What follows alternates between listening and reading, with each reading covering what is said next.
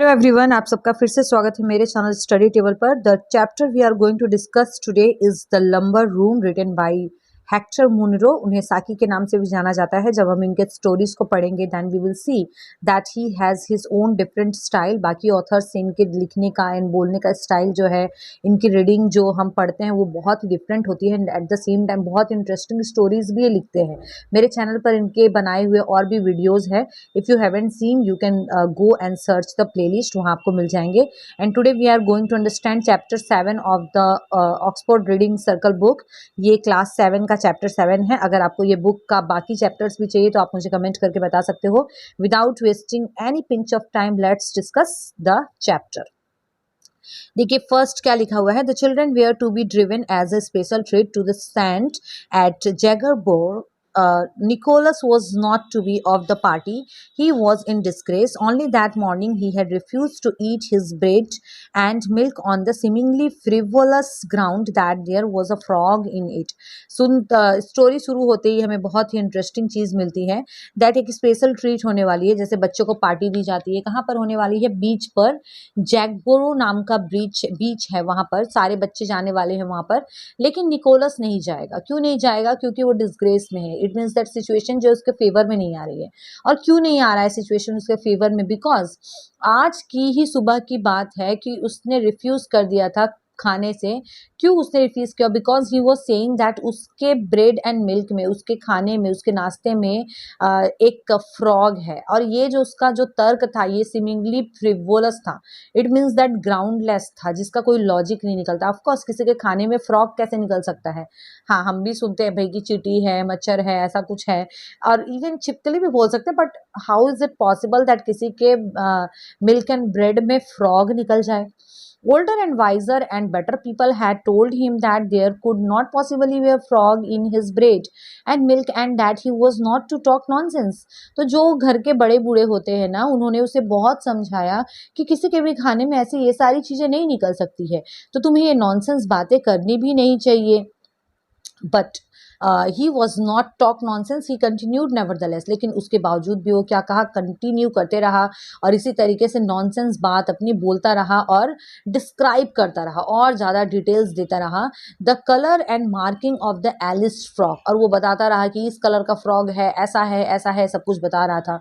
The dramatic part of the incident was that there really, अब देखिए इस part का, इस इंसिडेंट का ड्रामेटिक पार्ट क्या था और ज़्यादा मज़ेदार चीज़ कब हुई? जब वहां पर उसके खाने में सच में एक फ्रॉग निकल गया। ओके देखिए यहाँ पे, was a frog in Nicholas basin of bread and milk, he had put it there himself. और ये फ्रॉग आया कहाँ से? ये फ्रॉग उसने खुद डाला था अपने खाने में। So he felt entitled to know something about it, और ऐसा ना वो पहले से ही फील कर रहा था बिकॉज उसने खुद डाला है, तो उसको इस चीज़ के बारे में पहले से नॉलेज थी। एंटाइटल्ड मीन्स क्या होता है? नॉलेज होना। The scene of taking a frog from the garden and putting it to a bowl of bread and milk was discussed at great length, but the fact that stood out clearest in the whole affair as it presented itself to the mind of Nicholas was that the older, wiser and better people had been proved to be profoundly wrong. अब देखिए इस चीज़ के ऊपर, इस topic के ऊपर कि क्या ब्रेड बेसिन में इसके ब्रेड मिल्क में फ्रॉग हो सकता है कि नहीं, इस चीज़ के ऊपर बहुत डिस्कशन चला। लेकिन आगे चलकर ये जो डिस्कशन था और जो बड़े लोग जो बोल रहे थे कि नहीं, कभी भी किसी के भी खाने में ये सारी चीज़ें नहीं हो सकती, ये चीज़ तो पूरी तरीके से रॉन्ग प्रूफ हो जाती है। और ये जो पाप था ना, लाइक एक पाप ही हुआ ना कि आप एक फ्रॉक को लेकर ब्रेड एंड मिल्क में डाल दे रहे हो। लेकिन ये सही हो गया निकोलस का। निकोलस ने जो कुछ भी बोला था वो सब सही हो गया, और जो बड़े वाइज पर्सन्स बोल रहे थे वो सब गलत हो गया। नेक्स्ट देखिए, you said there couldn't possibly a frog in my bread and milk, there was a frog in my bread and milk, he repeated with the insistence of a skilled.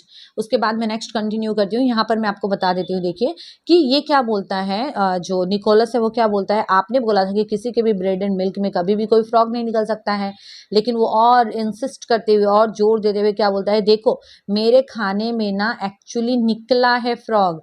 ये देखिए यहाँ पर मैं आपको फ्रॉग यहाँ पर circle करके दिखाती हूँ। तो आप बताइए आपको स्टोरी कैसी लग रही है, मज़ेदार लग रही है या नहीं? चलिए कंटिन्यू करते हैं। Tactician who does not intend to shift from favourable ground. तो जो निकोलस जो बोल रहा था ना, बहुत ही एक टैक्टिशियन पर्सन के जैसे। टैक्टिशियन मीन्स क्या होता है, जो अपनी बुद्धि लगाकर किसी चीज को, स्किल्ड पर्सन जिस तरीके से काम करते हैं वैसे। वो अपने ग्राउंड से उसने जो आर्ग्यूमेंट दिया था वो उससे हटना ही नहीं चाहता था, बिकॉज उसे पता था इसमें फ्रॉग है। वो फ्रॉग तो उसने ही रखा था। So his boy cousin and girl cousin and his quiet uninteresting younger brother were to be taken to Jagborough Sands that afternoon and he was to stay at home। और इसीलिए अब उसके जो भी बॉय कजिन, गर्ल कजिन, जो भी उसके जो कजिन्स वगैरह थे, सबके सब आज जैकबोरो सैंड्स पर, उस बीच पर जाने वाले थे। और लेकिन उसको तो घर पे रहना था। क्यों रहना था? क्योंकि उसने गलती की है। ये भी इस कहानी का एक पार्ट है। देखिए इसकी क्या गलती है वो भी हम समझते हैं। इसने सुबह सुबह बदतमीजी की है और इसीलिए इसे ये पनिशमेंट मिला है कि आज तुम घर पर ही रहोगे। His cousin's aunt, who insisted in styling herself his aunt, also had hastily invented the Jagborough expedition in order to impress on Nicholas the delight that he had justly forfeited by his disgraceful conduct at the breakfast table। अब देखिए उसकी जो ये एक aunt है, जो कि अपने आप को उसकी आंट बोलती है और ऑलवेज बोलती है कि तुम मुझे आंटी बोल के मुझे बुलाया करो। उसने ना जल्दी जल्दी जैकबोरो एक्सपीडिशन, मतलब जैकबोरो का जो जर्नी है उसको एक प्लान कर दिया, एक ट्रिप बना दिया है। और वो क्यों बनाया है? क्योंकि वो निकोलस को इस चीज का अंदाजा लगाना चाहती है, रियलाइज करवाना चाहती है कि तुम्हारे डिसग्रेसफुल कंडक्ट के चलते, कंडक्ट मतलब क्या होता है, बिहेवियर, जो कि उसने आज सुबह ब्रेकफास्ट टेबल पर दिखाया है, उसके पनिशमेंट के रूप में सारे बच्चे जाएंगे, लेकिन निकोलस जो है वो जैकबोरो एक्सपीडिशन पर नहीं जाएगा। It was her habit. अब ये जो इसका हैबिट है, आंट की हैबिट है ये, कि जब कभी भी कोई बच्चा कोई बदमाशी करता है, कोई चिल्ड्रन जो है ना अपने एक जो लेवल होता है, जो एक दायरा होता है, उससे जब आगे बढ़ जाता है तो ये जानबूझकर कुछ ऐसा प्लानिंग कर देती है जिससे कि ऑफेंडर को ये रियलाइज हो जाए कि उसने जो है ये गलती की है। रिगरसली डिबार्डेड इट मीन्स दैट उसको इस चीज से परे रखा गया है और उसने गलती की है, इसीलिए उसके साथ ऐसा बिहेवियर हो रहा है। If all the children सिंड collectively, और अगर सारे बच्चे मिलकर कुछ ऐसा करते हैं, दे वी आर सडनली इन्फॉर्म, तब उनको सडनली इन्फॉर्म किया जाता है कि पास ही में कहीं पर कोई सर्कस होने वाला है। जो सर्कस क्या है, अनराइवल्ड है। अनराइवल्ड मीन्स जिसको कोई टक्कर नहीं दे सकता, मतलब अगर वहां पे जाए तो बहुत मजा आने वाला है, लेकिन सारे बच्चे मिलकर कुछ गलती किए हैं तो सारे के सारे बच्चे नहीं जाएंगे। To which but for the depravity they would have been taken that very day. तो जब कभी कोई एक बच्चा गलती करता है तो बाकी सारे बच्चों को लेके जाया जाता है, और सब सारे बच्चे कुछ गलती करते हैं, अपने डिसग्रेसफुल कंडक्ट दिखाते हैं, तो उसके बाद सारे बच्चों को ये इन्फॉर्म किया जाता है कि पास ही में एक सर्कस होने वाला है, लेकिन तुम लोग तो जाओगे नहीं, तुम लोग तो डिप्राइव्ड हो इस चीज़ से। डिप्राइव्ड मीन्स क्या होता है, वंचित करना, मतलब बाकी सबको ये सुख मिलने वाला है बट तुमको तो ये खुशी नहीं मिलेगी। नेक्स्ट देखिए, a few decent tears were looked for on part of Nicholas when the moment of the departure of the expedition arrived. तो जब सारे बच्चे जाने वाले थे तो थोड़े से decent tears, it means true tears, सचमुच का निकोलस जो है ना ऑलमोस्ट रोने वाला था, क्योंकि सारे बच्चे जा रहे थे और वो जो है वो उसे घर पर ही रहना पड़ेगा। एंड देखिए next, matter of fact however, माफ करिएगा, matter of fact however all the crying was done by his girl cousin who scraped her knee rather painfully against the step of the carriage as she was scrambling in. Okay, देखिए Nicholas तो रो रहा था, लेकिन सच बात क्या है यहाँ पर कि उसकी जो गर्ल कजिन थी ना वो एक्चुअली में रो रही थी। क्यों रो रही थी? क्योंकि जब वो कैरेज में चढ़ने वाली थी, स्क्रैम्बलिंग मतलब क्या होता है, क्लाइंबिंग, जब वो अपना स्टेप रखने वाली थी कैरेज में। कैरेज क्या होता है, कोई भी घोड़ा गाड़ी या फिर आने जाने का जो व्हीकल होता है उसे भी बोलते हैं। तो उसके पैर में, उसके नी में क्या हो गया था, स्क्रैप लग गया था। स्क्रैप मतलब खरोच आ गया था और इसीलिए वो रो रही थी। How said Nicholas cheerfully as the party drove off without any of the high spirit that should have characterized। Drop of मतलब क्या होता है, फोर्स टू गो अवे। अब देखिए यहाँ पर निकोलस जो है बिल्कुल नहीं चाहता है कि बाकी बच्चे भी जाए और इंजॉय करे, क्योंकि वो तो नहीं जा रहा है और वो देख रहा है कि अब उसकी जो गर्ल कजिन है उसके चोट लग गया है। तो पार्टी को जिस जो पार्टी में जो स्पिरिट होना चाहिए, जो ट्रिप में जो स्पिरिट होना चाहिए, जो मजा होना चाहिए, वो तो है नहीं। तो वो क्या बोलता है, हाउ सी डिड, हाउ, अब वो कैसे जा सकते हैं, कैसे इंजॉय कर सकती है, अब वो कैसे लाइक इंजॉय कैसे कर सकती है वो पार्टी में जाकर, वहां पर जाकर, क्योंकि उसके तो चोट लग गया है। और ये बात कैसे बोल रहा है निकोलस, बहुत ही चीयरफुली, बहुत मजे लेकर बोल रहा है, क्योंकि उसे पता है कि मैं तो नहीं जा रहा हूँ, अब ये जाएगी, इसे तो चोट लग गया है, तो वो कैसे इंजॉय करेगी अपनी पार्टी को। नेक्स्ट देखिए, she will soon get over that, said the self styled aunt, it will be a glorious afternoon for racing about over those beautiful sands, how they will enjoy themselves. Next देखिए, इसकी जो aunt है ये क्या बोलती है, she will soon get over that. Get over मतलब क्या होता है, इस चीज़ से उभरना। तो ये क्या बोलती है, इसे जो चोट लगा है ना, उसकी आंट बोलती है वो उससे जल्दी उभर जाएगी। और it will be a glorious afternoon, और हम लोग जो आज आफ्टरनून में जा रहे हैं जैकबोरो सैंड्स पर, ये बहुत ही ग्लोरियस होने वाला है, बहुत मज़ा होने वाला है वहाँ पर, क्योंकि वहाँ पर जो सैंड है ना बहुत ही ब्यूटीफुल है। How they will enjoy themselves, और तुम देखना कि वो लोग कितने अच्छे से इंजॉय करेंगे। और यहाँ पर देखिए एक्सक्लामेटरी साइन है, तो यहाँ पर ये क्वेश्चन मार्क नहीं है कि वो लोग कैसे इंजॉय करेंगे। ये आंट क्या बोलती है कि वो लोग बहुत मजे से इंजॉय करने वाले हैं। Bobby won't enjoy himself much and he won't race much earlier either, said Nicholas with a grim chuckle. His boots are hurting him, they are too tight. अब देखिए आंट बोलती है दैट बच्चे इंजॉय करेंगे, लेकिन निकोलस यहाँ पर बोलता है कि बच्चे इंजॉय नहीं कर पाएंगे। वो एक और एक्सक्यूज़ देता है, बॉबी के बारे में बताता है कि बॉबी भी तो ज़्यादा इंजॉय नहीं कर पाएगा, वो तो रेस ही नहीं कर पाएगा अच्छे से। क्यों नहीं कर पाएगा, क्योंकि उसके जो बूट्स हैं ना वो उसके प्रॉपर साइज़ के नहीं हैं, बहुत ज़्यादा टाइट है, और इसीलिए ना उसे हर्ट होगा, तो वो तो इंजॉय ही नहीं कर पाएगा, वो दौड़ ही नहीं पाएगा। और वो कैसे बोलता है, ग्रिम चकल में। चकल मीन्स क्या होता है, अपने मुंह को दाब के हंसना, खुलकर नहीं हंसना। ओके, नेक्स्ट देखिए, why didn't he tell me they were hurting us the aunt. अब आंट क्या बोलती है कि अच्छा तुम्हें पता है कि उसके जो शूज़ है उसे हर्ट कर रहे हैं, तो उसने मुझे क्यों नहीं बोला। He told you twice but you weren't listening. तो निकोलस क्या बोलता है, उसने आपको 2 बार बोला लेकिन आप तो सुन नहीं रहे थे, और आपकी तो ये आदत है जब कभी भी आपको कुछ बोलो तो आपको वो इंपॉर्टेंट लगता ही नहीं है। You are not to go into the gooseberry garden said the aunt. अब देखिए कितनी बार ऐसा होता है कि बड़ों को जो बच्चे हैं ना वो उनसे ज़्यादा स्मार्ट मिल जाते हैं। यहाँ पर आंट के साथ बिल्कुल वैसा ही हो रहा है। निकोलस जो है वो आंट को लाइक टिकने ही नहीं दे रहा है, वो उसे कुछ ऐसा ऐसा बोल रहा है जो कि वो उसके सवालों का जवाब ही नहीं दे पा रही है। अब आंट जब देखती है कि मेरी ही गलती है, उसने बोला है 2 बार लेकिन मैंने उसके ऊपर ध्यान नहीं दिया है, तो वो टॉपिक को पूरी तरीके से बदल देती है। क्या बोलती है, you are not to go into the gooseberry garden. तुम्हें बोल दिया गया है ना कि तुम gooseberry गार्डन में नहीं जाओगे, said the aunt changing the subject. और यहाँ पर आंट जो है सब्जेक्ट को पूरी तरीके से चेंज कर देती है। नेक्स्ट देखिए, वाई नॉट डिमांडेड निकोलस। जब निकोलस को बोला जाता है कि तुम gooseberry गार्डन में नहीं जाओगे, तो वो डिमांड करता है कि मैं क्यों नहीं जा सकता हूँ, मुझे पहले बताइए। उसकी आंट क्या बोलती है, because you are in disgrace. तुमने गलत तरीके से बात किया था, तुमने टेबल पर अच्छे से कंडक्ट नहीं किया, इसीलिए तुम नहीं जाओगे। लॉफ्टली मीन्स क्या होता है, लाउडली, ऊंची आवाज में बोलती है। Nicholas felt perfectly capable of being in disgrace and in a gooseberry garden at the same moment.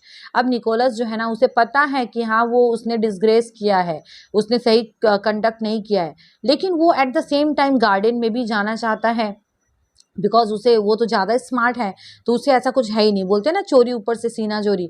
तो उसके फेस में ना एक तरीके का एक ऑब्स्टिनेसी दिखाई देती है। ऑब्स्टिनेसी मीन्स क्या होता है, जिद्दीपना, वो एकदम जिद्दी जैसा दिखाई देता है। And it was clear to his aunt, और उसके फेस को देखकर उसकी आंट जो है ना पूरी तरीके से समझ चुकी थी कि ये जाएगा ही जाएगा, gooseberry गार्डन में जरूर घुसने की कोशिश करेगा। गेट इनटू मतलब क्या होता है, जबरदस्ती घुसने की कोशिश करना। डिटरमाइंड मीन्स होता है आप पूरी तरीके से पक्के हो जाते हो अपने इरादों से। Only as she remark to herself, because I have told him he is not to. और वो अपने आप को क्या बोलती है, रिमार्क टू हरसेल्फ, वो किसी को नहीं बोलती है, और अपने मन में सोचती है कि क्योंकि मैंने तुम्हें बोल दिया है तुम नहीं जाओगे, इसीलिए तुम नहीं जाओगे। और उसे एक्सक्यूज ये देती है कि तुमने डिस्ग्रेस किया था, इसीलिए तुमको वहां पर नहीं जाना है। Now the gooseberry garden had 2 doors by which it might be entered, and once a small person like Nicholas could slip in there, he could disappear from view amid the masking growth of artichokes, raspberry canes and fruit bushes. देखिए अब यहाँ पे gooseberry garden के बारे में थोड़ा सा हमें डिस्क्रिप्शन दिया है कि gooseberry गार्डन में 2 डोर है, 2 दरवाजे हैं, और उसमें ना निकोलस जैसा छोटा पर्सन जो है आराम से चुपके से घुस सकता है। क्योंकि वहाँ पर क्या है, आर्टिचोक्स है। आर्टिचोक्स क्या होता है, हाथी चक बोलते हैं उसको हिंदी में, और ऐसे आप एक खाने का डिश समझ सकते हो, खाने का एक वेजिटेबल समझ सकते हो। रेस्पबेरी केन्स है वहाँ पर, फ्रूट बुशेज है, फ्रूट्स के झंकार वगैरह है। बुशेज मीन्स क्या होता है, जो झाड़ी वगैरह जो होती है उसे बोलते हैं। The aunt had many other things to do that afternoon, but she spent an hour or two in trivial gardening operations among flower beds and shrubberries, when she could keep a watchful eye on the two doors that led to